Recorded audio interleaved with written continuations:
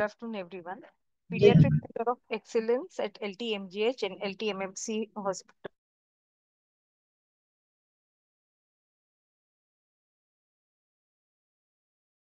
Substance living with HIV issues and challenges. And the speaker is Ms. Sheetal Sawan. Ms. Sheetal Sawan, ma'am, is working as a counselor at the Pediatric Center of Excellence at Sion Hospital, Mumbai. A social work professional with over a decade of experience at the PCOE, she has actively involved in providing psychosocial support to children and adolescents living with HIV, conducting counseling sessions, and engaging with caregivers to improve treatment adherence and overall well-being. She holds a master's degree in social work from Shivaji University, Kolhapur, and serves as a master trainer for the Mitwa Adolescent Program implemented by MDAX Mumbai. We welcome you, ma'am, for today's session and request you to start the session. Okay, thank you, ma'am. Today's topic is counseling and adolescents living with HIV issues and challenges. तर याच्यामध्ये आपण असं म्हणू शकतो की HIV सह जगणाऱ्या किशोरवयीन मुला-मुलींना असणाऱ्या समस्या व आव्हाने.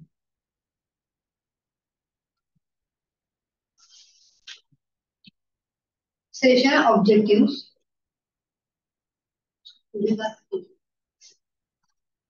Session objectives. Why talk about adolescence? म्हणजे पौगंडावस्थेबद्दल का बोललं पाहिजे? Distinct population of adolescents living with HIV and their specific challenges. HIV सह जगणाऱ्या किशोरवयीन मुलांना येणारी विशिष्ट आव्हाने कोणती आहेत? त्याच्यानंतर इम्पॉर्टंट एस्पेक्ट ऑफ एडोलेसन्स काउन्सिलिंग. किशोरवयीन समुपदेशनाचा महत्त्वाचा घटक किंवा महत्त्वाचे पैलू कोणते आहेत? Process of counseling and adolescence for adherence and disclosure. उपचार सातत्यासाठी आणि आजाराचे प्रकटीकरण करण्यासाठी समुपदेशनाची प्रक्रिया कोणती आहे? Who is an adolescent? याच्यामध्ये आपण पहिल्यांदा बघूया की I am a 16 year old. मी 16 वर्षाचा आहे. याला आपण adolescent म्हणू शकतो. I am a 15 years old. मी 15 वर्षाचे आहे. तिला आपण adolescent म्हणू शकतो. तर सगळ्यात पहिल्यांदा adolescent कुणाला म्हणायचं? adolescence म्हणजे पौगंडावस्था, ज्याला आपण किशोरावस्था किंवा कुमारावस्था सुद्धा ज्याला आपण असे म्हणतात. त्याच्यानंतर हा कधी चालू होतो? तर बालपण संपून जेव्हा तारुण्य सुरू होण्याचा जो कालावधी असतो त्याला आपण पौगंडावस्था किंवा किशोरावस्था असे म्हणले जाते. तर याच्यामध्ये मुलांच्या मध्ये खूप सारे बदल होत असतात की त्यांच्या भविष्याच्या दृष्टीने एक सक्षम व्यक्ती स्त्री किंवा पुरुष असे ते पुढे जाऊन बनत असतात. मग याच्यामध्ये शारीरिक, मानसिक, सामाजिक, लैंगिक असे या मुलांच्या मध्ये बदल होतात. तर WHO ने definition of an adolescence. Definition of adolescence. As per Ministry of Health and Family Welfare, WHO and UNICEF guidelines, adolescents have been defined as a young person between the 10 to 9 years. Ministry of health family welfare नुसार किंवा WHO ने UNICEF ने ठरवून दिलेल्या age criteria नुसार 10 ते 19 वर्षाचं जी मुलं किंवा मुली आहेत त्यांना adolescents असं म्हणलं जातं. त्यांना किशोरवयीन मुलं, पौगंडावस्थेतील जाणारी मुलं असं म्हणलं जातं. यांचं प्रमाण आहे ते 22% आहे. नियरली 1/4 असे आहे. तर adolescence डेफिनेशन सांगायची झाली तर adolescence is the period of the physical, psychological as well as sexual development. तर याच्यामध्ये शारीरिक, मानसिक, लैंगिक विकास होतो, याला adolescence असे म्हणलं जातं. म्हणजे हा पिरियड हा adolescence चा आहे असं ह्या व्याख्येमार्फत समजतो.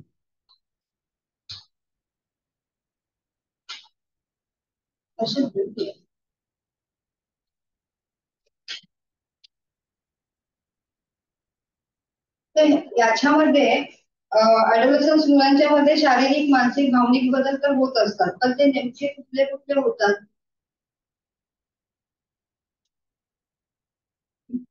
ते कुठले होतात तर ते आपण बघूया. तर सगळ्यात पहिल्यांदा फिजिकल चेंजेस होतात. फिजिकल चेंजेस म्हणजे शारीरिक बदल होतात. तर शारीरिक बदल कुठले, तर यांच्यामध्ये उंची वाढते. सगळ्यात पहिल्यांदा आपण जे मुलांच्या मध्ये होणारे बदल आहेत ते शारीरिक बदल बघूया. तर उंची वाढते, आवाज बदलतो, स्वरराज्य जाड होतो, आवाज घोगरा होतो, काके जननेंद्रियामध्ये केस येतात, त्याच्यानंतर छातीवर केस येतात, शिश्नाची म्हणजे पेनिसची वाढ होते, हाडं स्नायू मजबूत होतात, त्याच्यानंतर वजन वाढते, चरबी साठायला लागते, त्वचेवर मुरमे येतात, शुक्राणूंची निर्मिती होते. असे हे बदल स्पेसिफिक मुलांच्या मध्ये होत असतात. त्याच्यानंतर मुलींच्या मध्ये होणारे वेगळे असे बदल आपण बघूया. त्यांच्यामध्ये पण काही बदल, मुलींच्या मध्ये पण काही बदल हे सेम होतात. जसं की उंची वाढते, त्याच्यानंतर गुप्तांगावर केस येतात. हा मुलींच्या मध्ये वेगळा बदल, स्तनांची वाढ होते, छातीचे आकारमान वाढते, त्याच्यानंतर त्याच्यामध्ये मासिक पाळी चालू राहते, कमरेचा भाग वाढतो, नितंबांची वाढ होते, योनी मार्गातून स्त्राव बाहेर येतो. अशा पद्धतीने वेगवेगळे बदल हे मुलांच्या मध्ये आणि मुलींच्या मध्ये हे फिजिकल शारीरिक बदल होत असतात. याच्यामध्ये ॲडोलसन्स डेव्हलपमेंट. ॲडोलसन्स डेव्हलपमेंट म्हणजे पौगंडावस्थेमध्ये होणारा विकास. त्याच्यामध्ये फिजिकल बदल जे होतात, ते शारीरिक बदल जे होतात ते आपण मगाशी बघितले. तर याच्यामध्ये फिजिकल बदलमध्ये सेक्शुअली जे कॅरेक्टरिस्टिक्स आहेत, सेकंडरी कॅरेक्टरिस्टिक्स आहेत, त्यांची ते ऑर्गन्स डेव्हलप होतात आणि याच्यामध्ये सेक्शुअल रिलेशनशिप सुद्धा मेंटेन करायला मुलं सक्षम असतात कधी कधी. जर भावनिक बदल कुठले होतात, तर या मुलांच्या मध्ये मूड स्विंग होतात. म्हणजे काय, तर नेहमी नेहमी हसत खेळत असणारी मुले चिडचिड करतात, त्याच्यानंतर उत्साही असणारी शांत होतात, मासिक पाळी येते तेव्हा रडू येतं किंवा लहरीपणा वाढतो, परिणामांचा विचार करत नाहीत, एखाद्या दुसऱ्या मुलाविषयी ईर्ष्या निर्माण होते, भावनेच्या भरात कुठलेही निर्णय घेतले जातात. कधी कधी ह्या मुलांना ही मुलं भावनेच्या भरामध्ये निर्णय घेतात आणि ड्रग्स ऍडिक्शन किंवा एखाद्या व्यसनाधीनचे त्या आहारी जातात. त्याच्यानंतर यांच्यामध्ये होणारे बिहेवियर बदल, ज्याला आपण वर्तनाचे बदल असे म्हणतो, तर स्वतःबद्दल हे मुलं खूप जागृत असतात. मी असा आहे, मी अशी आहे, त्याच्याविषयी त्यांच्या मनामध्ये कुतूहलता निर्माण होते. म्हणजे त्यांच्या ड्रेसअप पासून ते मी काय परिधान केलं पाहिजे, मी कशी राहिली पाहिजे, मी कसं वागलं पाहिजे, एखादा आयडिया त्यांच्याकडे असतो.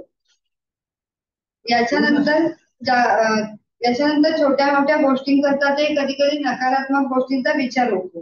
त्याच्यानंतर ते कधी कधी हळवे होतात, समवयस्कर व्यक्तीसोबत जुळून घेतात.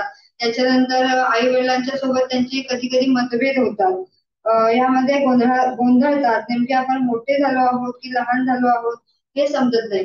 हे का होतं, तर बऱ्याच वेळेला एखादा डिसिजन घ्यायचा असतो, तर आई वडील काय सांगतात की तू हे असं वागलं पाहिजेस, तुला की तू आता मोठा झालेला आहेस.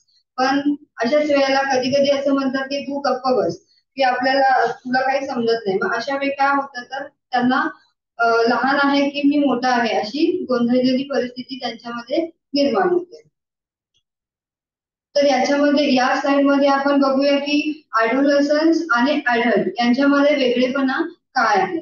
तर पहिल्यांदा ॲडोलसन्स मध्ये काय असतं, तर स्वतंत्र दिशेने ते वाटचाल करायला लागतात. वेगळ्या दिशेने त्यांची एक वाटचाल सुरू होते. मला मला मला एखादा शिक्षक बनायचं आहे, मला डॉक्टर बनायचं आहे, त्या दृष्टीने ते एज्युकेशन वगैरे घेऊ शकतात.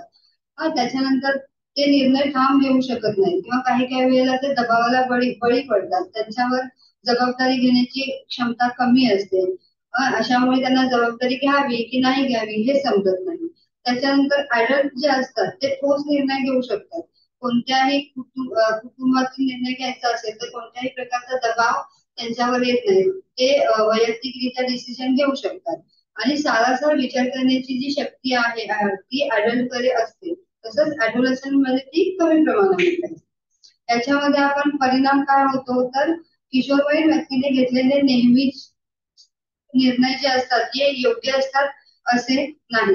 तर याच्यामध्ये पौगंडावस्थेतील समुपदेशन, याच्यासाठी किशोरवयीन मुलांना समुपदेशन हे आवश्यक आहे. तो जसा आहे तसा त्याचा आदर केला पाहिजे. म्हणजे एखादा मुलगा किंवा एखादी मुलगी आपल्याकडे येते, तिने आपल्याला काहीतरी सांगितलेलं आहे, तर आपण त्याच्यावर जास्त विचार न करता तो जसा आहे तसा आपल्याला त्याला स्वीकारायचा आहे किंवा त्याच्यात काउन्सिलिंग करायचं आहे.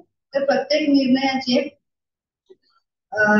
निर्णयाची जोखीम आणि फायदे काय आहेत हे त्याला समजावून सांगितलं पाहिजे. त्याच्यानंतर काही गंभीर बाबी असतील, म्हणजे काही प्रॉब्लेम आहे, काही खूप मोठी समस्या आहे, तर ती पालकांच्या बरोबर डिस्कस केली पाहिजे, हे त्यांना समजावून सांगितलं पाहिजे आणि पालकांच्या बरोबर ते सल्लामसलत केली पाहिजे. त्याची इच्छा काय आहे, त्याची गरज काय आहे, सध्या त्याला कुठली प्रायोरिटी महत्वाची आहे, यानुसार आपण विचार केला पाहिजे. adolescents with HIV and emerging population, याच्यामध्ये नॅकोला नेमकं काय सांगायचं आहे, तर adolescents जे पॉप्युलेशन वाढलेलं आहे, किशोरवयीन मुलं जे आतापर्यंत आहेत, व्यवस्थित आहेत, ती कशामुळे वाढलेली आहेत, तर त्याचे जे फॅक्टर्स आहेत ते सेन्सरायझेशन ऑफ पिरियडिक्शन. याचा अर्थ असा की बऱ्याच ठिकाणी बालरोग तज्ञांच्या इथे जनजागृती झालेली आहे. त्यांना HIV मुलांच्या मध्ये HIV जी लहान मुलं असतात त्यांना HIV ची ट्रीटमेंट कशा पद्धतीने दिली पाहिजे हे समजावून सांगण्यात आलेलं आहे, किंवा त्याचा एक विशिष्ट प्रोटोकॉल असं दिलेला आहे. मग याच्यामुळे काय झालं, तर जर लहानपणापासून जो इन्फेक्टेड मूल होतं ते ऍटलिस्ट पौगंडावस्थेपर्यंत तरी पोहोचलेलं आहे आणि त्याला पुढे एक सज्ञान नागरिक म्हणून पण पुढे आपल्याला पोहोचवायचं आहे. तर ह्याच्यामध्ये अर्ली इन्फंट डायग्नोसिस म्हणजे लवकरात लवकर त्याचं निदान झालं, मग त्याच्यामुळे पण आपल्याला याचा फायदा झालेला आहे.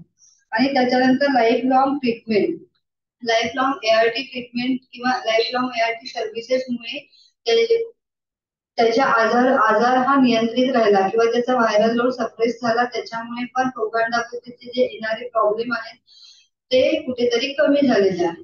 त्याच्यामुळे हे जे पॉप्युलेशन आहे किशोरवयीन मुलांचं ते खूप चांगल्या पद्धतीने आहे.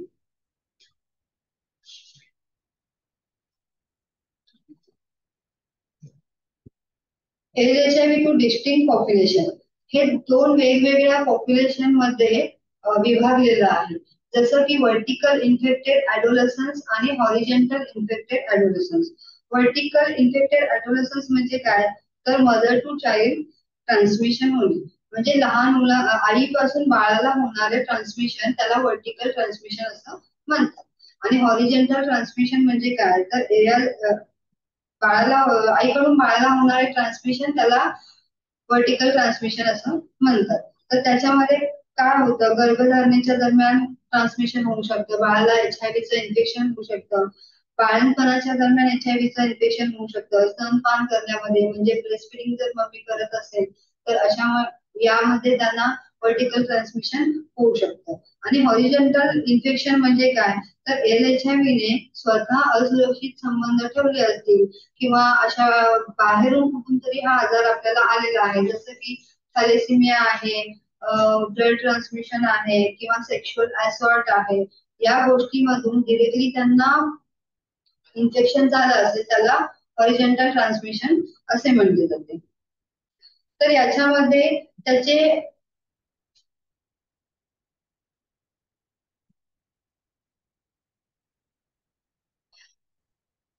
two distinct types of LHIV are characteristic. Vertical इन्फेक्शनची एक वैशिष्ट्य आहे की HIV कडून एड्स मध्ये जाऊ शकतात. म्हणजे वर्टिकल इन्फेक्शन ज्याला असतं, जे सुरुवातीपासून आईकडून बाळाला इन्फेक्शन असतं, असे LHIV जर असतील तर ते एड्स मध्ये त्याचं रूपांतर होऊ शकतं. त्याच्यानंतर ह्याला ओवा इन्फेक्शन जास्त प्रमाणामध्ये होऊ शकतं, म्हणजे ओवा इन्फेक्शन जास्त प्रमाणामध्ये होऊ शकतं. TB, बाकीचे कुठलेही आजार, कॅन्सर किंवा अजून कुठलेही मेंदूचे विकार किंवा वाढीचे विकार असे त्यांना होऊ शकतात. त्याच्यानंतर ग्रोथ अँड डेव्हलपमेंट अफेक्टेड, डोक्यावर केसापासून ते पायाच्या नखापर्यंत जी होणारी फिजिकल ग्रोथ आहे ती कधी कधी काही वेळेला होत नाही, त्याच्यावर त्याचा परिणाम होऊ शकतो, मृत्यूदर वाढू शकतो. त्याच्यानंतर सामाजिक पाठिंबा त्यांना कधी कधी मिळणार नाही. त्याच्यानंतर एचआयव्हीच्या ह्याच्यामध्ये त्यांना एकटेपणा जाणवेल. त्याच्यानंतर नकारात्मक विचार येतात, भीती निर्माण होते, मुलांची आवड छंद त्यांचा विचार कधी कधी केला जात नाही. असे हे वर्टिकल ट्रान्समिशनची वैशिष्ट्ये आहेत. तसंच हॉरिझॉन्टल ट्रान्समिशनची वैशिष्ट्ये काय असू शकतात, तर हॉरिझॉन्टल ट्रान्समिशन म्हणजे काय, तर थोडं लेट आलेलं ट्रान्समिशन असतं, इन्फेक्शन असतं. मग याच्यामध्ये कधी सपोज की एखादा एल-एच-आय-व्ही डिटेक्ट झाला 14व्या वर्षी, हा, तर त्याची वाढ पूर्णपणे झालेली असते, म्हणजे त्याची शारीरिक, भावनिक, मानसिक तयारी थोडी झालेली असते, त्यांच्या फिजिकल ऍक्टिव्हिटी व्यवस्थित चालू झालेल्या असतात. हा, मग इन्फेक्शन असेल तर त्याचं जे अर्लियर स्टेजेचं इन्फेक्शन असेल तर ते काय असेल तर त्यांना ताप येतो, थकवा येतो, घसा दुखतो किंवा फ्लू सारखी लक्षणे, हीच लक्षणे एच-आय-व्ही ची त्यांना सामान्य माणसांच्या सारखी दिसणार. तर याच्यामध्ये ओवायचं प्रमाण थोडं कमी असणार, का तर शारीरिक डेव्हलपमेंट त्यांची झालेली असते, त्याच्यामुळेच त्यांचं फिजिकल ऍक्टिव्हिटी चांगली असते, त्याच्यामुळे ओवाय होण्याची किंवा प्रतिकार शक्ती त्यांच्याकडे चांगली असते, त्याच्यामुळे ओवाय होण्याची शक्यता थोडी कमी असते. अपॉर्च्युनिटी इन्फेक्शन त्यांना कुठलंही लागत नाही, तर त्यांच्या वाढीवर विकासावर कोणताही परिणाम होत नाही, कारण त्यांची ऑलरेडी ग्रोथ होऊन ती लोक आलेली असतात. त्याच्यानंतर लोअर मॉर्टॅलिटी रेट, मृत्यू दराचे प्रमाण पण कमी असते. त्याच्यानंतर फॅमिलीचा सोशल सपोर्ट, या गोष्टी नंतर समजतात आपल्याला, त्याच्यामुळे आईला किंवा वडिलांना किंवा गार्डियन्स जे कोणी असतात तर त्यांना, गार्डियन्स जे कोणी असेल तर त्यांना या गोष्टी विषयी ते संमती दर्शवतात किंवा ते सपोर्ट करत असतात. नंतर एक स्टिग्मा किंवा डिस्क्रिमिनेशन जर झालेले असेल त्यांच्या बाबतीत तर ते तेवढे सहन करू शकतात किंवा ते तेवढे कपेबल असतात की आपण त्याच्याबरोबर फाईट करू शकतो, तेव्हा आपण त्याच्याविषयी लढू शकतो किंवा बोलू शकतो, ते स्वतःला तेवढे सक्षम बनवतात.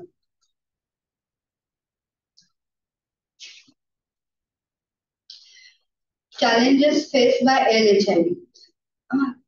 एल-एच-आय-व्ही ना कोणत्या कोणत्या आव्हानांना सामोरे जावे लागते ते आपण बघूयात. तर याच्यामध्ये चॅलेंजेस ऑफ ॲडोलसन्स, म्हणजे जे काही सर्वसामान्य, म्हणजे आपल्यासारखे सर्वसामान्य जे एच-आय-व्ही इन्फेक्टेड नसलेली मुलं आहेत, जी प्रत्येक जण या पौगंडावस्थेतून गेलेला आहे आणि प्रत्येकाला वेगळे वेगळे चॅलेंजेस आलेले आहेत. तर ते कुठले कुठले असू शकतात, तर याच्यामध्ये नवीन गोष्टी शिकण्याची, समजण्याची क्षमता निर्माण होते. हा, नवीन भाषा शिकतात, वाद्य शिकतात, नवीन निर्णय घेण्याची क्षमता असते. कधी कधी निर्णय घेतात तर कधी कधी तो निर्णय चुकतात. स्वातंत्र्यासाठी यांच्यावर कधी कधी दबाव असतो किंवा स्वतंत्र होण्याची इच्छा असते. आर्थिक परिस्थितीचा कधी कधी या गोष्टीवर परिणाम होतो. गोंधळलेली अवस्था असते. खूप प्रश्न निर्माण होतात. ते प्रश्न कुणाला विचारायचे, कधी विचारायचे समजत नाही, कारण काही प्रश्नांची उत्तरे त्यांना मिळतात, काही प्रश्नांना तुला काही समजत नाही, तू हेच विचारतो, हे काय विचारतो, असे ठरवून गप्प बसवलं जातं. मग याच्या अशा वेळी त्यांना योग्य शिक्षक, डॉक्टर्स किंवा अजून कोणी त्यांचा मेंटॉर असेल तर असे प्रश्न त्यांना विचारले जातात. स्वतःच्या प्रतिमेबद्दल ते जास्त जागरूक असतात, जास्त विचार करतात. रिस्क बिहेवियर यांचं जास्त आहे, म्हणजे मी हे करू शकतो, मग ते बोलले त्याचा परिणाम काय होईल याचा ते कधी विचार करत नाही. हा, याच्यानंतर तर challenges of HIV infection, specific HIV infected जी एल-एच-आय-व्ही असतात, जी मुलं असतात, तर त्यांच्यामध्ये येणारे त्यांच्या पुढे येणारे जे चॅलेंजेस आहेत ते कोणते आहेत. हा, तर कलंक आणि भेदभावामुळे अन्यायाची वागणूक होते. मेन म्हणजे स्टिग्मा आणि डिस्क्रिमिनेशन, यांच्यामध्ये एच-आय-व्ही इन्फेक्शन आहे असं समजलं तर त्यांच्यावर अन्याय होतो. त्यांना शाळेमध्ये कधी कधी प्रवेश दिला जात नाही, त्यांना फॅमिली सपोर्ट भेटत नाही. स्पेसिफिक ऑर्फन मुलं असतील तर त्यांना बघण्यासाठी कोणी नसतं, त्यांची आर्थिक परिस्थिती बिकट असते, याच्यामुळे ती भीती निर्माण होते. आपण आपल्याला कोणी सपोर्ट करत नाही हा एक त्यांच्या मनामध्ये न्यूनगंड निर्माण होतो. त्याच्यानंतर याच्यासाठी तपास वेळेवर होत नाही किंवा हॉस्पिटलला वेळेवर आणलं जात नाही, त्याचा मेडिसिनवर परिणाम होतो. एआरटी साठी तर ते कधी वेळेवर येत नाही किंवा त्यांच्या मनामध्ये नैराश्य वाटते, भीती वाटते, डिप्रेशन मध्ये जातात. रोज रोज मेडिसिन खायचा त्यांना कंटाळा येतो, अशी पण चॅलेंजेस त्यांना येऊ शकतात. म्हणजे रोज रोज मेडिसिन मी का खायचं, कॉलेजमध्ये मी जातो, मला मित्र मैत्रिणी तर खात नाहीये, अशा वेळी त्यांना हे चॅलेंजेस होऊ शकतात. आर्थिकदृष्ट्या सक्षम नसतात, त्यांना येण्यासाठी कधी कधी पैसे नसतात किंवा ऑर्फन असतात, त्याच्यामुळे आपल्याकडे लक्ष देणारे कोणी नसतं, असे चॅलेंजेस येऊ शकतात. त्याच्यानंतर challenges faced by vertical infected adolescents. त्याच्यामध्ये याला पुअर फिजिकल ग्रोथ, त्याच्यामध्ये मुलांची वाढ अपेक्षेप्रमाणे होत नाही, शारीरिक वाढ कमी होते, हार्मोन्स असंतुलित राहतात. त्याच्यानंतर डिलेटेड प्युबर्टी, ज्याला आपण म्हणतो की लैंगिक परिपक्वतेचे कोणतेही चिन्ह नसतात, तारुण्य नेहमीपेक्षा उशिरा येतं किंवा स्तनांची वाढ होत, मुलीच्या मध्ये स्तनांची वाढ होत नाही, मासिक पाळी येत नाही. इम्पेअर बोन्स हेल्थ, हाडांची कमजोरी होते, हाडं ठिसूळ होतात, झीज होते किंवा काही काही गोष्टींमध्ये काही काही हाडांची वाढ होत नाही, हातपाय त्यांचे बारीक असतात. त्याच्यानंतर रिलेटेड डेव्हलपमेंट, विकासात्मक विलंब, भाषा म्हणजे ज्या मोटरसायकल आहेत, sorry, bad performance of in school,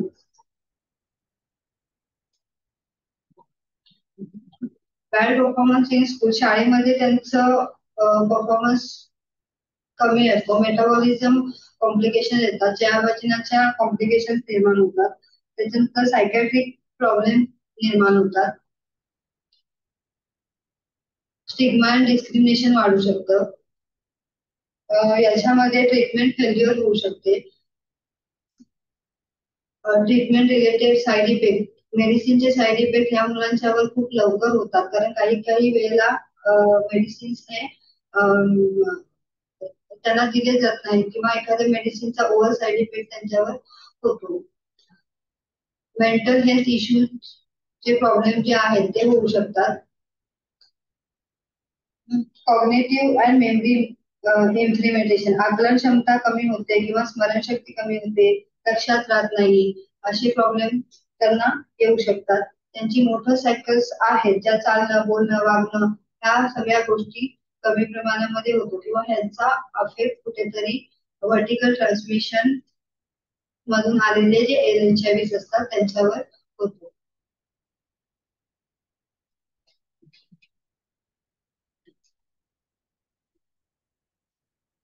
तर हॉरिझॉन्टल ट्रान्समिशन इन्फेक्शन जे असतं तर त्यांना कुठले चॅलेंजेस फेस करावे लागतात, तर हिडन आयडेंटिटी, आपली ओळख लपवावी लागते, काही गोष्टी त्यांच्यापर्यंत पोहोचत नाही, त्याच्यात कुणालाही एचआयव्ही विषयी, इन्फेक्शन विषयी सांगू शकत नाही किंवा संवेदनशील असतात, मग अशा वेळेला त्यांना प्रॉब्लेम होतो. एचआयव्ही डिटेक्शन खूप लेट होतं, एचआयव्ही म्हणजे कॉलेजच्या वयामध्ये किंवा 14-15 वर्षाच्या, 16-17 वर्षाच्या वयामध्ये त्यांना एचआयव्ही डिटेक्शन होतं. अशा वेळी दोन प्रॉब्लेम होतात, एक तर ऍडोलसन्स इश्यू ऑलरेडी असतात की काय करा, गोंधळलेली मनस्थिती असते, आणि त्याच्यानंतर पुन्हा हा एचआयव्ही आलेला असतो, मग अशामुळे त्यांना खूप आव्हानांना सामोरं जावं लागतं. त्याच्यानंतर उपचार सातत्य राहत नाही, म्हणजे अधीरच ही मुलं राहत नाही, एक महिना येतील, एक महिना येणार नाही किंवा काही प्रॉब्लेम परत येतील, तर अशा वेळी ते मेडिसिन घेणार नाहीत, असे प्रॉब्लेम त्यांना येऊ शकतात. त्याच्यानंतर कुठलेही योग्य असं नॉलेज त्यांच्याकडे नसतं, कुणाचा सपोर्ट नसतो, त्याच्यानंतर एचआयव्ही केअर म्हणजे ट्रीटमेंट घ्यायला ते कधी कधी खूप लेट येतात. याच्यामध्ये जे कॉमन साईड इफेक्ट आव्हाने आपण बघतो तर ती अशी अशी आहेत की समाजाचा कुटुंबाचा आधार नसतो आणि भावनिक आणि आर्थिक परिस्थिती पण बिकट असते, अशा वेळी त्यांना पुअर सपोर्ट हा मिळतो.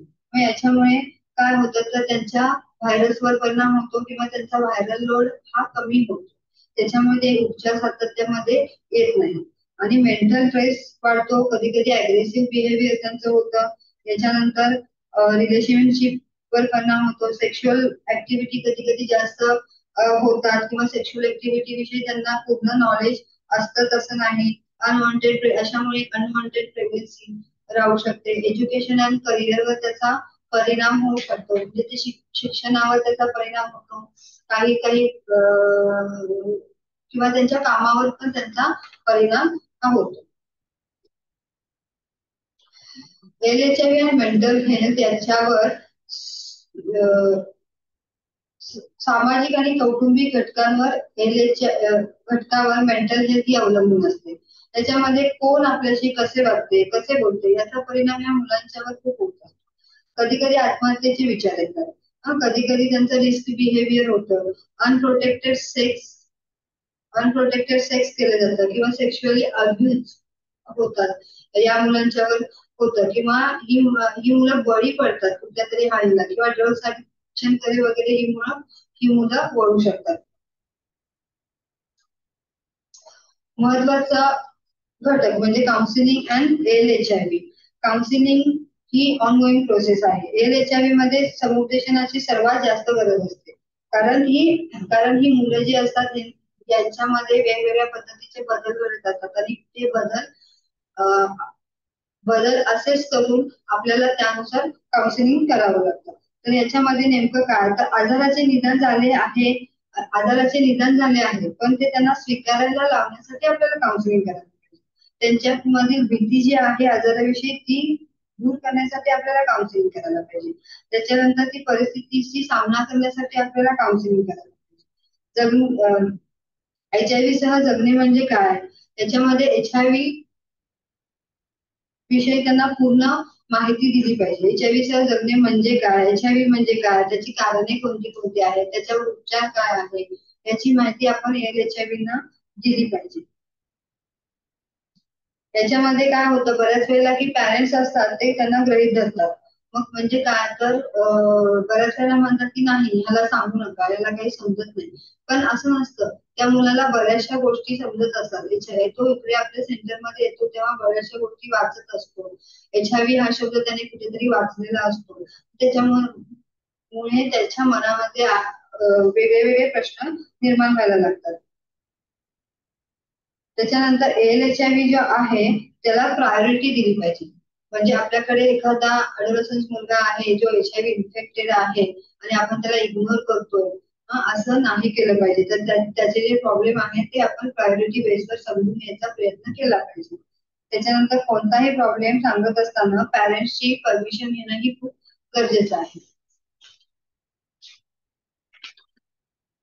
याच्यामध्ये काउन्सिलिंग आणि नीड्स ऑफ HIV. काउन्सिलिंग मध्ये ALHIV केअर अँड ट्रीटमेंट, काळजी आणि उपचार. याच्यामध्ये अंडरस्टँडिंग HIV म्हणजे काय हे आपण त्या ALHIV ला समजून सांगितलं पाहिजे. लाईफ लॉंग ART म्हणजे तर ART बद्दल आपण त्याला सांगितलं पाहिजे. ART ही लाईफ लॉंग असते, आपण रोजच्या रोज गोळ्या घेतल्या पाहिजेत, आयुष्यभरासाठी आपल्याला मेडिसिन घ्यायचं असतात ETC. त्याच्यानंतर ट्रीटमेंट आणि अधेरन्स, तो प्रत्येक वेळेला उपचारासाठी कसा येईल, आपल्याकडे सातत्य त्याचं कसं होईल हे बघितलं पाहिजे. डिस्क्लोजर म्हणजे आजाराचं प्रकटीकरण करणं, म्हणजे त्याला आजाराविषयी माहिती आहे का, माहिती असेल तर ते कुणाकडून माहिती झालंय, त्याच्यानंतर आपण काय काय माहिती सांगायची त्याला हे आपण सांगितलं पाहिजे.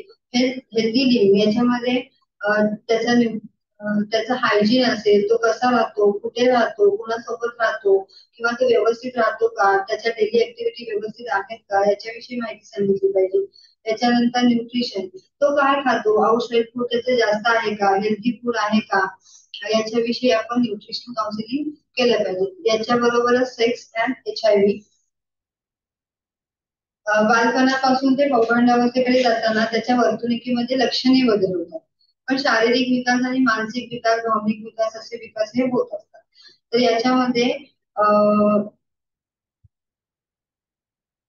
याच्यामध्ये तो जो ग्रोईंग अप आहे तो त्याचा व्यवस्थित झालेला आहे का हे काउन्सिलिंग आपण केलं पाहिजे.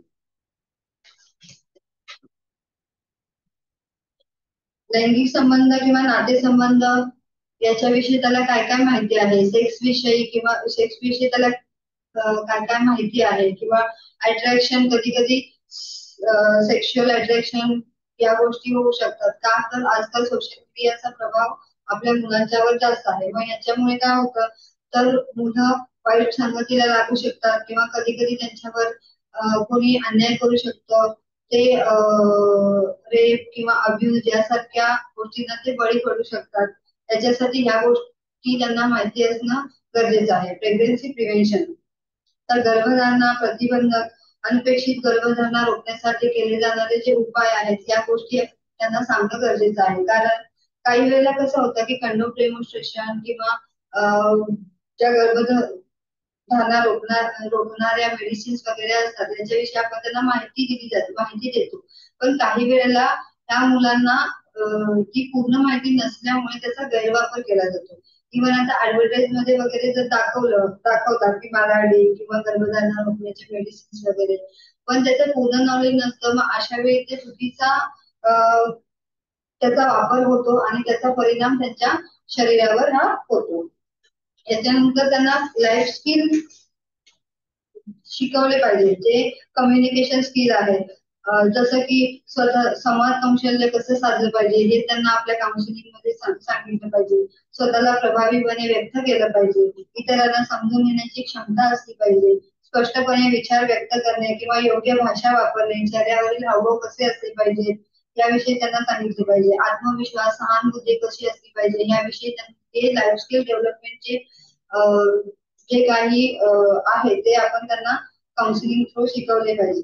त्याच्यानंतर हँडलिंग द इश्यू, स्टिग्मा आणि डिस्क्रिमिनेशन कितीही असू दे, पण तो इश्यू जो आहे तो स्वतः त्यांनी कसा हँडल केला पाहिजे हे सांगितलं पाहिजे. याच्यासाठी आपण कधी कोणासोबत डिस्क्रिमिनेशन होत असेल किंवा काही बोललं जात असेल तर आपल्याकडे माहिती पाहिजे की आपण आपला जो HIV and AIDS prevention and control act 2017 आहे त्याच्याविषयी आपल्याला स्वतःला पण माहिती पाहिजे आणि याची माहिती LHIV ला दिली पाहिजे की असं कधी त्यांच्यासोबत झालं तर ते त्या ऍक्टची मदत घेऊ शकतात. त्याच्यानंतर डिसिजन मेकिंग, याच्यामध्ये आपण म्हणू शकतो की निर्णय घेणे किंवा विशिष्ट परिस्थिती कशी हाताळली, कुठल्या गोष्टीला आपण प्रायोरिटी दिली पाहिजे हे सांगितले पाहिजे. त्यांच्या प्लॅनिंग फॉर फ्युचर, भविष्यामध्ये त्यांना काय करायचं आहे याचं नियोजन बद्दल एक प्लॅनिंग आपण त्यांना दिलं की हे तू करू शकतो, तुला डॉक्टर्स बनायचं आहे पण डॉक्टर्स बनण्यासाठी आपण काय केलं पाहिजे या गोष्टींचा जर आपण यासारख्या लाईफ स्किल डेव्हलपमेंट आपण त्यांना शिकवल्या तर त्याचा फायदा त्यांना होऊ शकतो. की प्रिन्सिपल ऑफ कम्युनिकेशन विथ ऍडोलेसन्स, त्याच्यामध्ये अंडरस्टँड देअर इंटरेस्ट, त्यांना काय आवडतो, त्यांचा छंद कुठला आहे, त्यांना कुठल्या गोष्टी आवडतात या गोष्टीचा विचार केला पाहिजे. त्याच्यानंतर ऍड्रेस देअर कन्सर्न, तर याच्यामध्ये समस्येचे कारण नेमकं समजून घ्यायचं, त्याच्यावर उपाय सांगायचा आणि मग त्यांच्या भावना काय आहेत ते समजून घ्यायचं.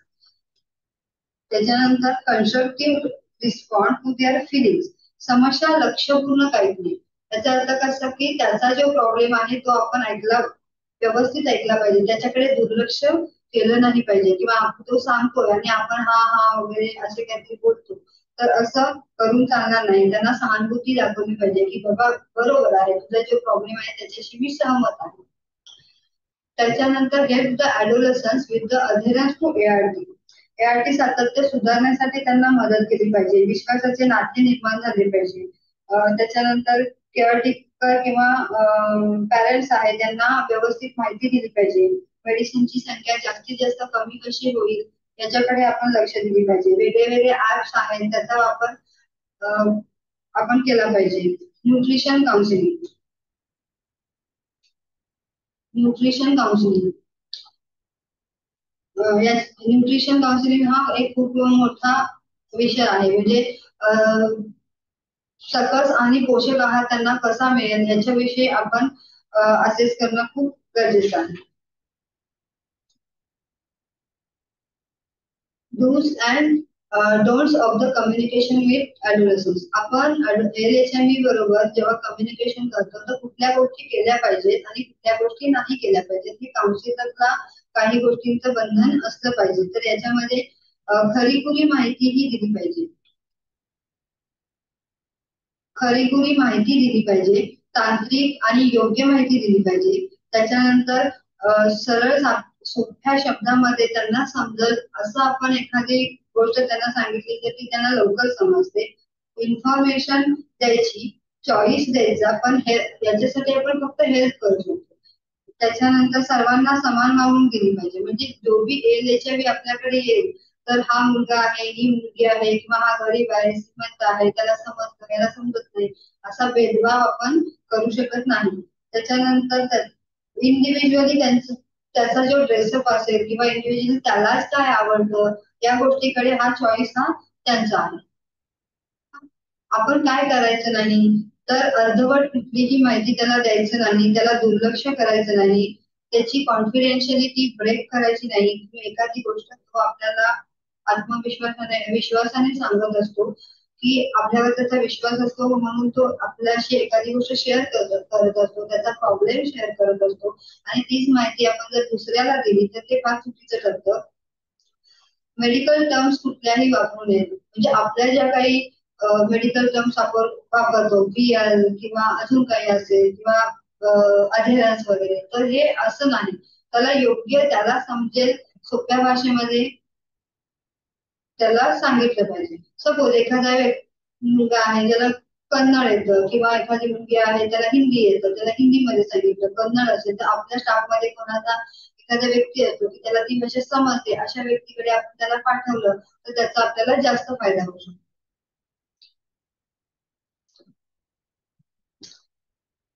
Using the 5 A's in LHIV assess.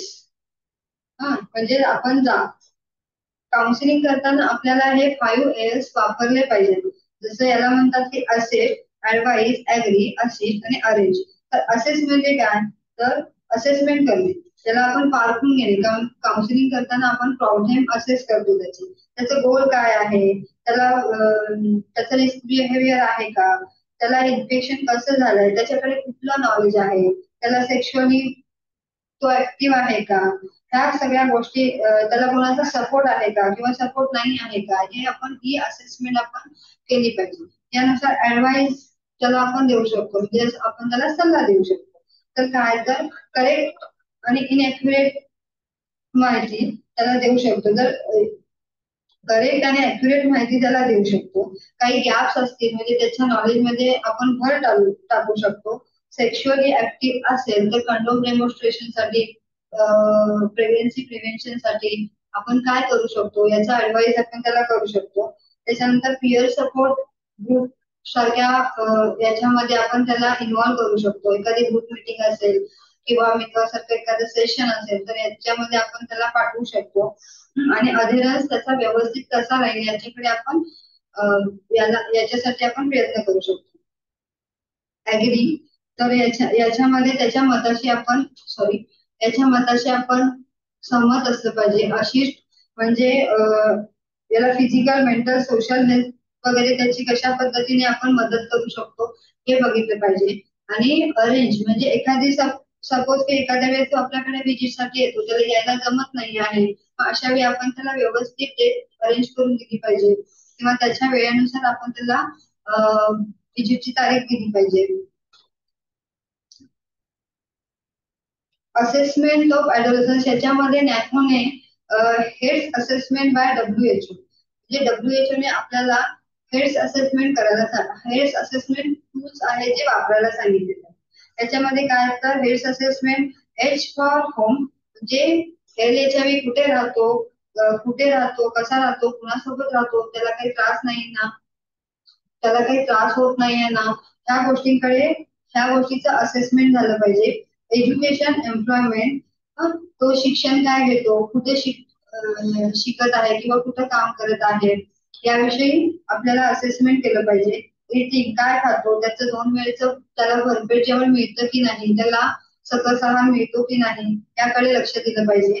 त्याच्यानंतर ऍक्टिव्हिटी, त्याच्या जॉब व्यतिरिक्त किंवा त्याच्या शिक्षणा व्यतिरिक्त अजून कुठले त्याचे छंद आहेत का किंवा ऍक्टिव्हिटी आहेत का, याकडे आपण लक्ष दिलं पाहिजे.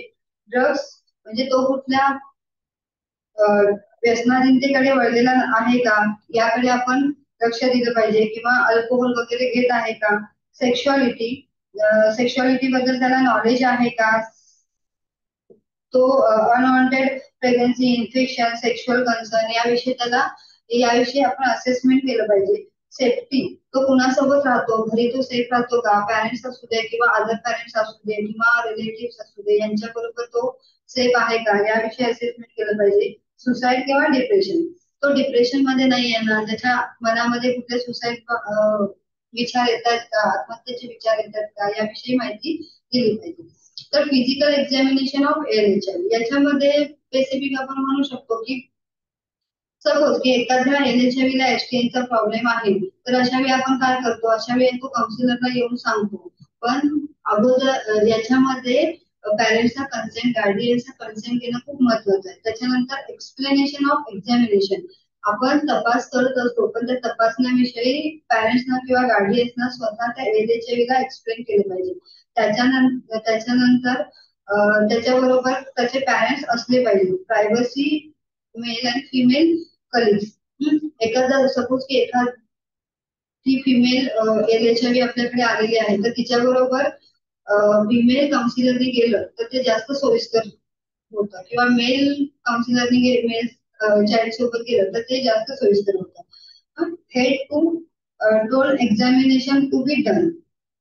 डोक्यापासून ते पायापर्यंत सर्व आणि व्यवस्थित एक्झामिनेशन त्याचं झालं पाहिजे. Record weight and height calculate, BMI also calculate. तर हाईट वेट ह्याचं हे प्रत्येक वेळेला त्याचं रेकॉर्ड मेंटेन झालं पाहिजे. तर त्याच्यानंतर प्युबर्टी डेव्हलपमेंट त्याची व्यवस्थित होत आहे का हे बघितलं पाहिजे. याच्यामध्ये तो एक्झामिनेशन करताना कम्फर्टेबल आहे का त्या व्यक्तीबरोबर त्याचं काउन्सिलिंग केलं पाहिजे.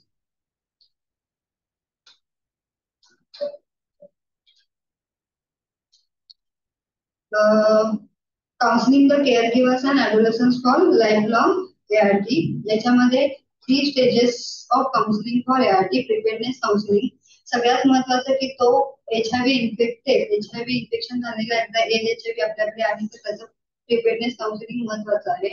तर याच्यामध्ये एआरटी कशी घेतली पाहिजे, एआरटी काय आहे याच्या विषयी आपण त्याला माहिती दिली पाहिजे. त्याच्यानंतर एआरटी त्याचे साईड इफेक्ट वगैरे त्याला समजावून सांगितले पाहिजे, त्याच्या घरच्यांना समजावून सांगितले पाहिजे. अधेरन्स काउन्सिलिंग तर आपण म्हणतो की एआरटी मेडिसिन घेण्यासाठी त्याला अधेरन्स असला पाहिजे, त्याचं सातत्य असलं पाहिजे, तो उपचारासाठी प्रत्येक वेळेला आपल्याकडे आला पाहिजे. फॉलोअप काउन्सिलिंग, त्याचा फॉलोअप पण आपण घेतला पाहिजे. त्याच्यानंतर काउन्सिलिंग द केअर गिव्हर. एएलएचआयव्ही असू दे किंवा सीएलएचआयव्ही असू दे, कुठलाही पेशंट जेव्हा चाइल्ड असतो तर केअर गिव्हर हे सगळ्यात जास्त महत्वाचे आहे. मग त्याचा नेमका प्रायमरी केअर गिव्हर कोण आहे याच्याकडे आपल्याला याची असेसमेंट आपण करायला पाहिजे आणि त्यानुसार त्यांचं काउन्सिलिंग केलं पाहिजे. त्यांना एआरटीचे ऍडव्हान्टेजेस, लिमिटेशन समजावून सांगितले पाहिजेत. त्यांना एआरटीचं नॉलेज दिलं पाहिजे. एआरटी विषयी जे साईड इफेक्ट होतात त्याच्याविषयी माहिती दिली पाहिजे. त्याच्यानंतर आपण कुठे मेडिसिन कसे ठेवायचे, कुठे ठेवायचे हे सांगितलं पाहिजे. त्यांना मोस्टली पॅरेंट्सना काय होतं तर पर्सनल गिल्ट येतं, जसं की माझ्या मुलाला तर झालंय, मला तर झालंय पण हे माझ्या मुलाला नको, तर हे गिल्ट काढण्यासाठी आपण त्यांना हेल्प केली पाहिजे. आणि फॅमिली नीड्स अंडरस्टँड, म्हणजे फॅमिलीची गरज किती आहे हे सांगितलं पाहिजे त्यांना. त्याच्यानंतर केअर गिव्हरला आपण हे सांगितलं पाहिजे, पूर्ण माहिती दिली पाहिजे किंवा डिस्क्लोजर विषयी त्यांना व्यवस्थित माहिती दिली पाहिजे. बऱ्याच वेळेला काय होतं पॅरेंट्सना असं वाटतं की मुलं अजून लहान आहे त्यांना आणि आजाराविषयी किंवा एचआयव्ही विषयी त्यांना माहिती देऊ नये. मग अशा वेळी आपण काय करायचं असतं तर त्यांचं आधी व्यवस्थित डिस्क्लोजर केलं पाहिजे की कशा पद्धतीने आपण डिस्क्लोजर करू शकतो, कशा पद्धतीने त्यांना माहिती देऊ शकतो. त्याच्यामध्ये पण हेच आहे की केअर गिव्हरना होम बेस्ड केअरच्या सर्व्हिसेस आहेत त्या दिल्या पाहिजेत. नोशा आहे, डोकेदुखी आहे, ॲब्डॉमिनल पेन आहे, मायनर साईड इफेक्ट जे होतात त्याच्याविषयी माहिती दिली पाहिजे. अधेरन्स काउन्सिलिंग, याच्यामध्ये अधेरन्स जर व्यवस्थित असेल तर काय होईल तर व्हायरल लोड सप्रेस होईल. त्याच्यानंतर काय होईल तर एआरटी वगैरे व्यवस्थित घेतली. Important to check the regularly child visit. व्यवस्थित तो आपल्याकडे येतो की नाही ते बघितलं पाहिजे. Interactive methods such as the field chart and story. वेगळ्या वेगळ्या मेथड्स आपण तिथे वापरल्या पाहिजे. स्टोरी टेलिंग असेल किंवा अजून काही गोष्टी आपण त्याला ग्रुप ऍक्टिव्हिटी असतील अशा गोष्टींच्या विषयी आपण त्याला माहिती दिली पाहिजे. Follow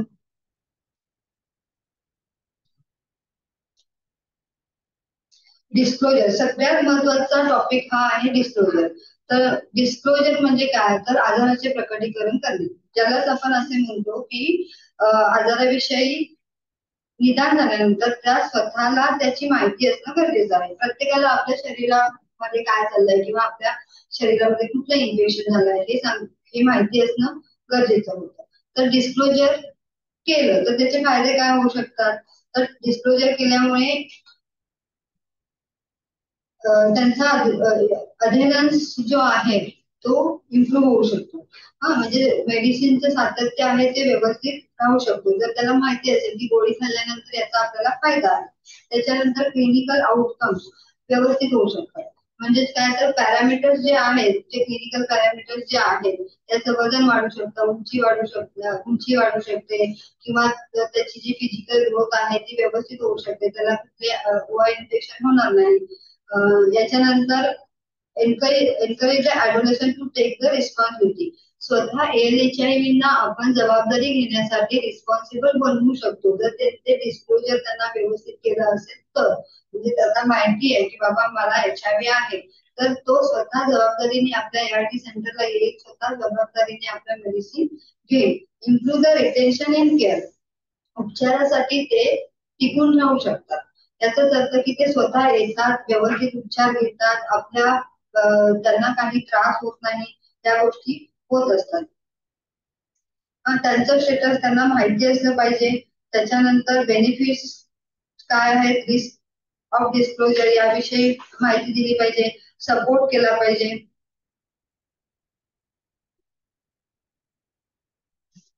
type and timing of disclosure.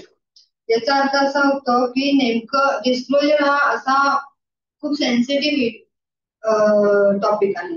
जसं की आई वडिलांना किंवा गार्डियनना माहिती आहे की यांना HIV आहे, पण HIV हा ऑलरेडी इतका स्टिग्मा डिस्क्रिमिनेशन ग्रासलेला विषय आहे की आपण त्याच्याविषयी सडनली मुलांना काही सांगू शकत नाही. आपण कुठल्याच मुलाला असं म्हणू शकत नाही की तू आता इथे औषध घ्यायला येतो तर तुला HIV आहे, असं आपण कधीच कुणाला सांगू शकत नाही. तर याच्यामध्ये त्याची एक विशिष्ट एज ग्रुप किंवा एक विशिष्ट क्रायटेरिया जो आहे तो नॅकोने आपल्याला ठरवून दिलेला आहे. तर 4 ते 6 वर्षाचा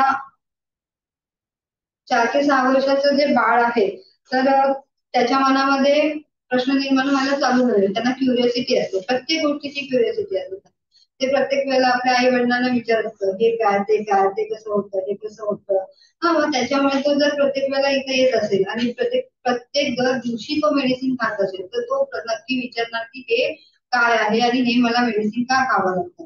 असं नाही म्हणणार पण मला ही गोळी का खावी लागते, रोज का औषध घेणार मी, ते काय आहे.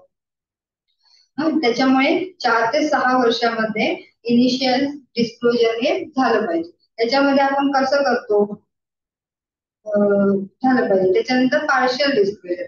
याच्यामध्ये थोडं थोडं मुलांना समजायला लागतं. स्टोरी टेलिंग असेल किंवा ग्रुप ऍक्टिव्हिटी असेल, एखादा खेळ असेल, गेम्स असतील किंवा अजून काही ऍक्टिव्हिटी आपल्याकडे अवेलेबल असतील. तर याच्या मार्फत आपण जर 7 ते 11 वर्षाच्या मुलांना डिस्क्लोजर करतो तर त्याला आपण पार्शियल डिस्क्लोजर असं म्हणतात. आणि फुल डिस्क्लोजर 12च्या वरती ज्या मुलांना आपण आजाराची पूर्ण माहिती देतो. पूर्ण माहिती म्हणजे आजार कसा होतो इथपासून ते आजार, मेडिसिन कशा घ्याव्या लागतात, काय होतं, त्याचे रूट ऑफ ट्रान्समिशन काय आहेत, हे सगळं आपण 12 वर्षाच्या मुलापर्यंत आपण थोडं थोडं समजावून 12 वर्षाच्या वरील मुलांना आपण थोडं थोडं सगळं समजावून सांगू शकतो. तर एज अप्रोप्रिएट डिस्क्लोजर, यालाच आपण एज अप्रोप्रिएट डिस्क्लोजर असं म्हणतात. तर 3 ते 6 वर्षाच्या मुलांना काय सांगितलं पाहिजे तर एखाद्या गेमच्या माध्यमातून किंवा एखाद्या ऍक्टिव्हिटीच्या माध्यमातून ते जर्म्स आहे, सैनिक आहे किंवा अॅनिमिया आहे या अर्थाने आपण जर सांगितलं तर त्यांना लवकर समजेल. एखादे स्टिकर्स आपण देऊ शकतो किंवा तू मेडिसिन जर व्यवस्थित घ्यायला लागला तर एखादं त्याला गिफ्ट देऊ शकतो.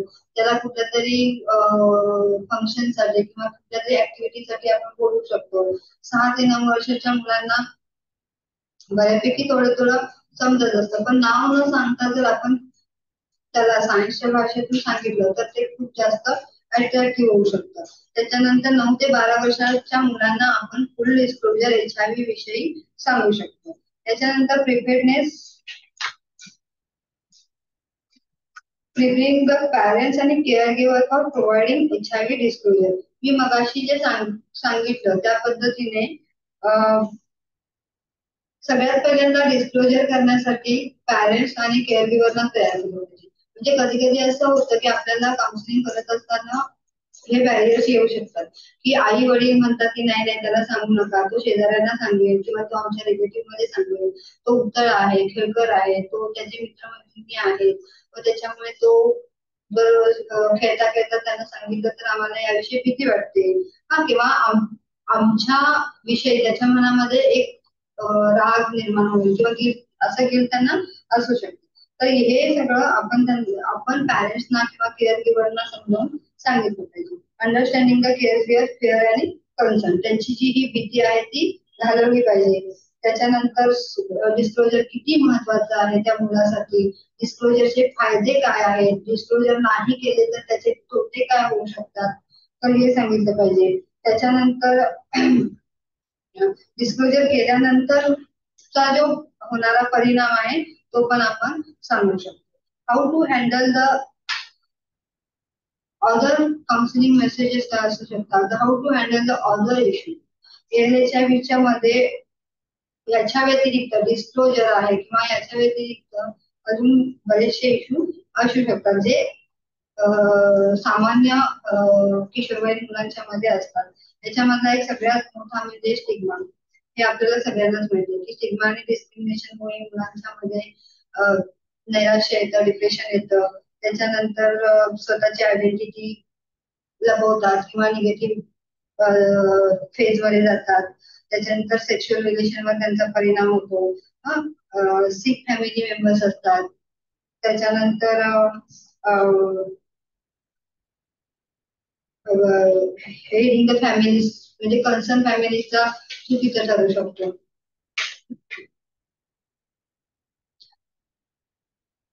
Link with required services. LHIV ला आपण कुठल्या कुठल्या सर्व्हिसेस देऊ शकतो, तर एआरटी सेंटरमध्ये प्रीआरटी रजिस्ट्रेशन होतं. त्याच्यानंतर ट्रीटमेंट होते, STI clinic, STI care providing case, STI RTI symptoms, forest screening होतं, हा NCD स्क्रीनिंग होतं, हेपॅटायटिस बी आणि हेपॅटायटिस सी स्क्रीनिंग होतं, TI projects if the adolescents in IDU, sex worker, community care centres आहे, drop in centres आहे, other facility and providing. त्याच्यामध्ये adolescents health clinic, de addiction centre, legal health and cells advocate, other agencies. त्याच्यामध्ये legal health and cells advocate याच्यामध्ये जो आपला act आहे HIV and AIDS prevention act 2017, त्याच्याविषयी आपण माहिती देऊ शकतो. की पॉइंट्स 10 ते 19 वर्षाची जी मुलं आहेत त्यांना आपण ॲडोलसन्स किंवा पौगंडावस्थेतील मुले असं म्हणतो. त्याचं आपण व्हर्टिकल ट्रान्समिशन बघितलं आणि त्याचं आपण हॉरिझॉन्टल ट्रान्समिशन बघितलं. त्याच्यानंतर त्यांच्यामध्ये अग्रेसिव्ह बिहेवियर जे होतात, मेंटल ट्रेस जो येतो ते बघितलं. त्याच्यानंतर assess, advise, agree, assist, arrange 5S आहेत हे बघितलं. त्याच्यानंतर याच्यानंतर आपण की principles, concerns, constructive responsible person हे बघितलं. त्याच्यानंतर सगळ्यात मोठा टॉपिक जो आहे डिस्क्लोजरचा, इम्पॉर्टन्स ऑफ डिस्क्लोजर हे बघितलं. त्याच्यानंतर ऍडिशनल सपोर्ट जो आहे हे आपण सांगितलं. त्याच्यानंतर ALHIV जे आहेत, मोस्टली ALHIV जे आहेत त्यांना सगळ्यात महत्वाचं म्हणजे एक मी सांगू शकते की आपण यांच्यासाठी स्पेसिफिक आपल्या ART सेंटर मध्ये विश्वासार्थ सेशन अरेंज करू शकतो. आम्ही विश्वासार्थ सेशन घेतो. याच्यामध्ये हे आता 1 तासाचं सेशन झालं, याच्यामध्ये सर्व आपण कव्हर केलं. पण एक अर्धा तासाचं, 1 तासाचं वेगळ्या वेगळ्या ऍक्टिव्हिटी घेऊन जर आपण असं सेशन घेतलं, त्या मुलांना याच्यामध्ये इन्व्हॉल्व केलं आणि असे वर्कशॉप जर आपण घेतलं तर त्यांना जास्त फायदेशीर होऊ शकतं. त्याच्यामुळे आपल्याकडे विधवा असा एक वर्कशॉप सुरू होतो. थँक्यू, धन्यवाद. Thank you so much, ma'am, for facilitating this important session. कोणाला काही प्रश्न विचारायचे असतील तर तुम्ही प्लीज अनम्यूट करू शकता किंवा तुमचा प्रश्न चॅट बॉक्स मध्ये टाकू शकता. मॅम या मोबाईल ऍपच्या स्लाइडवर राहणार प्लीज. थँक्यू. कुणाला मोबाईल ऍप डाउनलोड करायचं असेल, जे national guidelines for HIV care and treatment 2021 ही नॅकोची जी आपली गाईडलाईन्स आहे त्याचं मोबाईल मध्ये रूपांतर करण्यात आलेलं आहे आणि QR कोडनी तुम्ही ते डाउनलोड करू शकता तुमच्या मोबाईल फोनवर. QR code is visible on your screen. In case you would like to download the mobile app, please scan the QR code and download it. It is available on both Google Play and for the this thing also, Apple phones also. Any questions from the participants? Please feel free to unmute.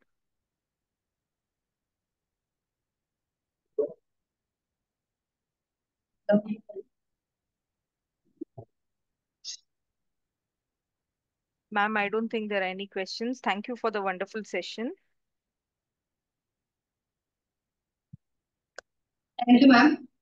Thank you to all the participants. Sir, Dr. Yashwant sir, good afternoon. Hello, yeah. Sir, for Thank your you for remarks, attending. please. Yeah. As Sorry, Sheetal आम्ही has feedback poll चालू केलाय sir, पण please go ahead uh, with the remarks, sir. Sheetal has rightly mentioned about Bitwa. I am very thankful to the MDAX. The Bitwa session has really helped in our kids. And I always, म्हणजे मी सगळ्यांना सांगतो की जे counsellors आहेत त्यांनी appointment असे staggering द्या की सगळे ऍडोलसंट एकाच वेळेला एकाच दिवशी क्लब होऊ शकतात. म्हणजे स्टुडंट त्यांचा एक ग्रुप बनून जातो. आणि त्यांच्यामुळे काय होतं त्यांना एकत्र ग्रुप समुदेशन म्हणजे ग्रुप काउन्सिलिंग करायला बरं होतं ते. Because I've seen most of the adolescents nowadays, no, they are living in their own world. And disclosure properly झालंच पाहिजे. Again and again, counselor plans to disclose them, and they have to take them into confidence. कारण they are think that they are independent आणि ते बऱ्याच वेळा घरातल्यांचं ऐकत नाहीत. They are single parents. Their real challenge comes when they are double orphans or they are living in an orphanage world. तिथे खूप challenges आपल्याला face करावं लागतात. So I think it's a very good and important topic. Like counseling adolescents living with HIV as a very thoughtful topic for discussion. And Sheetal has done a good job. Thank you. Thank you so much, sir. Thank you for your time and guidance. कोणाला काही प्रश्न करायचे असतील तर please तुम्ही mic unmute करून प्रश्न विचारू शकता किंवा तुमचे अनुभव शेअर करायचे असतील एडॉल्सन्स किंवा मुलां संदर्भात तर तेही करू शकता. Will wait for another 5 minutes. Feedback poll must be visible on your screen. सगळ्यांना रिक्वेस्ट आहे की प्लीज तुम्ही फीडबॅक पोल अटेम्प्ट करा. टोटल 5 प्रश्न आहेत. स्क्रोल करायचं आहे आणि click on the answer of your choice.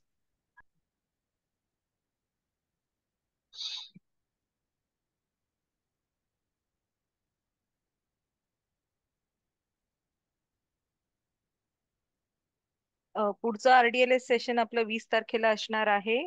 COE JJH कडनं डॉक्टर प्रिया पाटील मॅम घेणार आहेत. व्हायरल अनसप्रेशन वर असणार आहे दुपारी 2 वाजता. Sir, we'll conclude the session now. Is that okay? Yeah, yeah. Yes. Thank you. Thank you so much. Thank you so much, Sheetal ma'am. Thank you, sir. Thank you, ma'am. Thank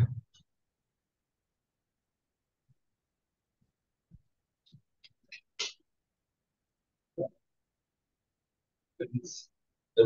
Mm. Yes,